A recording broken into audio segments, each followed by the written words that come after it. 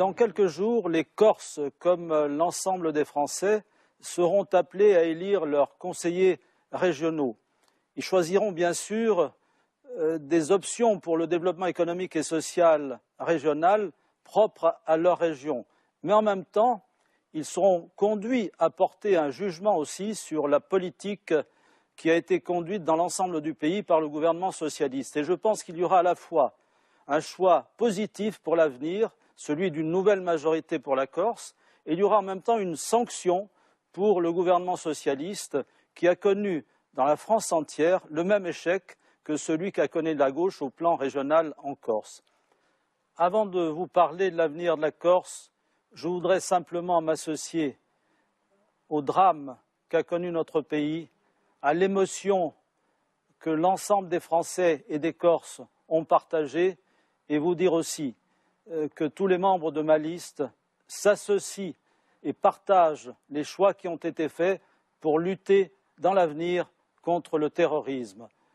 Je voudrais enfin évoquer la mémoire des soldats d'origine corse qui se sont battus pour la France, qui ont porté haut le drapeau tricolore, souvent associé au fanion à tête de maure. Mais nous avons le devoir, puisque nous sollicitons les suffrages et la confiance des électeurs, de revenir à l'essentiel pour ce qui concerne notre région.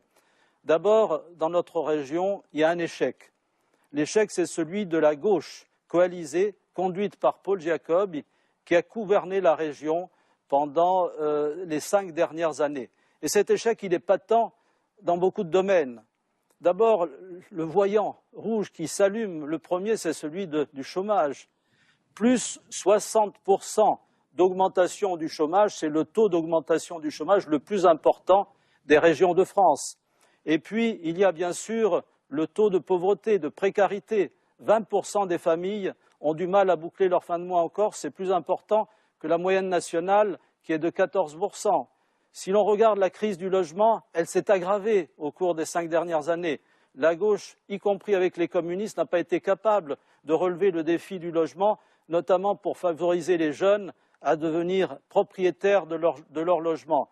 Et puis, il y a surtout l'essentiel, c'est la croissance économique, car sans croissance économique, pas d'emploi et pas d'avenir pour nos jeunes générations, difficultés en matière de formation, difficultés en matière d'éducation.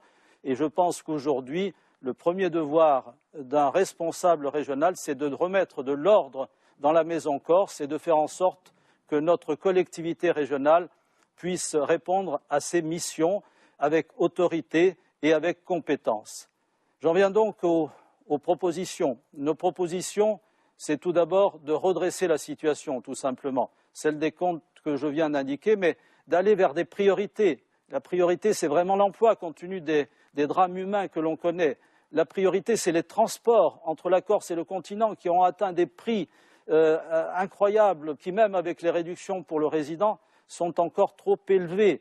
Il faut réformer les transports et y mettre de la concurrence, trouver une délégation de services publics qui soit adaptée à la situation. Et puis, à côté des transports, il y a bien sûr la nécessité de s'interroger sur les activités à développer dans notre île. On ne peut pas vivre sans activité touristique modernisée, remise en situation de compétition, car c'est du tourisme que partent toutes les activités de services qui font vivre notre économie insulaire. Les artisans, les commerçants, tous ceux qui dispensent des services de toute nature. Et puis il y a aussi, sur le plan fiscal, la renégociation de ce qui était dans le passé, les arrêtés Miot, les droits de succession ont été enterrés par la gauche. Nous avons une ultime négociation à avoir avec l'État. Et puis il y a également l'égalité des chances. L'égalité des chances pour les jeunes passe par la formation, passe par l'enseignement. Quelle que soit sa vocation professionnelle, un jeune doit pouvoir trouver son avenir, soit en Corse, soit à l'extérieur de la Corse, en fonction du choix de liberté qui est le sien. Je pourrais continuer, mais le temps ne serait pas assez long pour le faire ce soir. Je voudrais vous dire un dernier mot en termes de solidarité. La Corse est encore une région faible face aux grandes régions qui ont été constituées après le redécoupage national.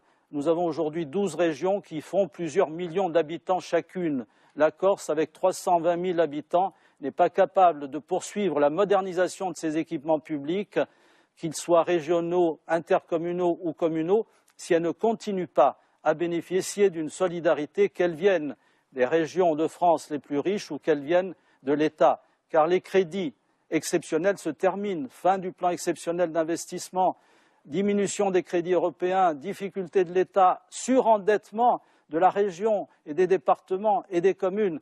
Donc j'ai préconisé que dans la négociation pour la collectivité unique, nous défendions l'idée d'une dotation de péréquation qui serait affectée spécifiquement à de grands travaux d'équipement, qu'il s'agisse des travaux régionaux ou locaux.